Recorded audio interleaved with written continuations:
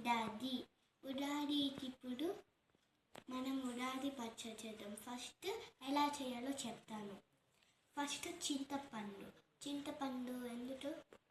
పులుపు కోసం. Okay, next బెల్లం తీపి కోసం, మామిడికాయ వగరు కోసం, వేపపూత చేదు కోసం, మిరియాలు ఉప్పు కారం కోసం. ఇప్పుడు చేద్దాం. ఫస్ట్గా చింతపండు పోయాలి. అంతను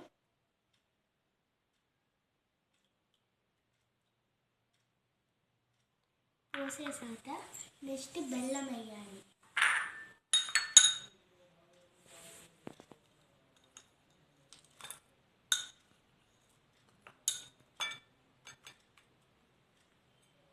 నెక్స్ట్ మామిడికాయ అంటే వడుగు.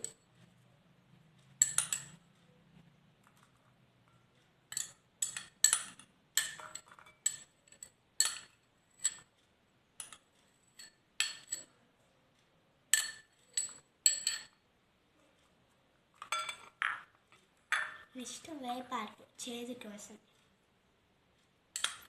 దీన్ని వేపాకు పూత అంటారు.